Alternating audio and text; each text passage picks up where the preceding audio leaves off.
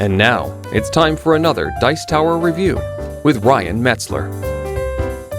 Hey everyone, it's Ryan Metzler here, and today we're going to be taking a look at a Rio Grande Games title. We're going to take a look at ranking, which, as it sounds, is a game about ranking things. This game definitely takes an inspiration from Apples to Apples, in which you're going to be choosing an item from your own little inventory of items, which best matches the question given out by a player, which will be drawn randomly from a bag. The difference is how that plays out after that, in which usually in Apples to Apples, a player is going to simply choose which one they like the best, whereas in this one, you're going to be ranking them by moving them up and down on a tower, getting a most correct answer for the question and a least correct answer for the question, and then scoring points. So real quick, why don't we look at what you get in this box. We'll go over how the game plays, and then I'll come back with my final opinions on it. So here you can see what you get in the game of ranking. And essentially you see a huge pile of tiles. These here are king faces. They're just going to be indicators as to who is what color. So you'll get this king, you'll put it in front of you, and that'll be your color for the game. You see a tower here with these arrow markers on it. And you see some little crowns which you're going to be using to vote on things. In addition, you're going to have this bag which has some tiles in it. But real quickly, why don't we go over the concept of the game. At the beginning of the game, each player is going to get 6 of these tiles. This is a 3 to 5 player game, going to be better with more players. And you're each going to get some of these tiles. And each of these tiles is going to have a picture on it. So for example, we have a spyglass here, or a pirate flag on the next one. Here we have a high heel, or we have a train and some sunglasses. We have all kinds of different stuff, and each of these tiles depicts a different thing. And each player will have 6 of these tiles to put in front of them, face down, that they will know what they are, but no one else knows what they have. On a player's turn, they're going to, when they're the star player, they're going to grab one of these tiles from this bag. And this bag is full of all kinds of tiles. You can see them here. And they have flags on them with questions. Each tile has 2 sides, one with a little blue dot in the corner and one with a red in the corner. There's no difference in the difficulty of questions, but it just gives you more questions. You can choose which side you want to use. And you're going to pull this out and it's going to have a question on it. So it says, which inspires game inventors more in this case? And that's the question for the round. And you're going to put this at the top of the tower. And it being at the top of the tower only signifies that that's the question for the round. Then each player from their tiles is going to choose a tile to put out next to the tower. So everybody would choose one tile. Which one of these tiles best inspires game designers? Well, I have a train. I'm going to choose the train. And let's say everybody else, we have 5 players, chooses a tile. And let's move these all aside. Once that's done, you're going to add tiles to it. So let's say we add 2 more tiles to get it up to 7. And we shuffle these around. The star player will shuffle them so that they don't know which tile belongs to which player. And they're going to put them all out next to the level 3 on the tower. So we can see here we have a train, a wig, a bag of money, a barrel. We have a refrigerator, a Swiss Army knife, and a timer.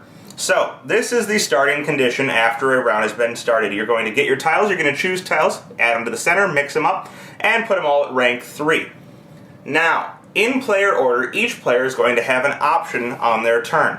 What they're going to do is they're going to have to choose 2 tiles in the same row and move one up towards the top of the tower and one down towards the bottom of the tower.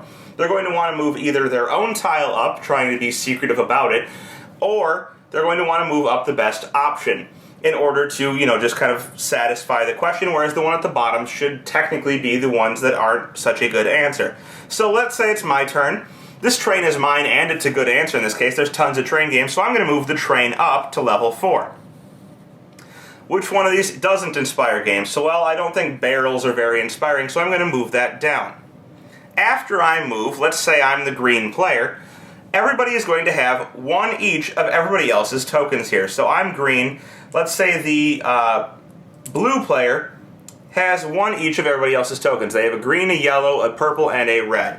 And after green moves, blue could decide to put out their green marker to vote on which one of these they think green played. So maybe they think I'm being obvious, moving up my own train. They play my marker on the train, and nobody else decides to play anything. That's fine. We go to the next player's turn, and they're going to have to choose 2 tiles to move up and down, and they have to be on the same level. So they can't choose anything from 4 or 2, they have to choose 3 again. So maybe they think that money is definitely an inspiration, but refrigerators aren't so inspiring. And they move those 2 tiles as such, and then everybody would have a chance to play their tokens to guess which one that person had played, and moves on to the next player. And let's say they go here, and they're going to move trains up and money back down. And then voting again. And this is going to keep going in this manner until 1 tile makes it all the way up to 6, and 1 tile makes it all the way down to 1, or to 0 at the bottom. Here we have 0. When a tile is at the top and the bottom, the round is going to end immediately. First, everybody will get to vote, but then the round will end. And you will go and you will try and calculate points. So let's move these around and see if we can get a situation where the tiles are kind of moved around on the board. All right, so let's say it ends something like this. We have a tile at the top, a tile all the way at the bottom, and some tiles in between, and there may be votes on them. Let's say there's a vote here and a vote there, like that. What you're going to do is you're going to start at the top. The start player is going to start at the top, and they're going to ask if anybody played this tile, and green would fess up to having played this tile. They're going to get 6 points minus 1 point for each of their own markers that is on here. So 6 minus 1 is 5. They get 5 points. And they're going to move their arrow up 5 levels. If this tile, let's say this tile didn't belong to anybody, it was happened to be one of the random ones, no one scores any points for it, but we move down to the wig here, and let's say red had played the wig. There's no red markers on it, so they're going to get 3 points, and red moves up 3 points. 1, 2, 3. Let's say yellow had played this tile here, so they get 1, 2, 3 because they're on the 3rd level. Let's say no one played the barrel. Purple played the money, they move up 2 spots, and blue unfortunately played the refrigerator. And this is how the game is going to proceed. You would see that the score is now 5 for green and lower points for everyone else. Then you'd start the next round, and the objective of the game is to get a number of points equal to get you up to the top, turn you around, and get all the way back down to the bottom, which is going to add up to 15 points.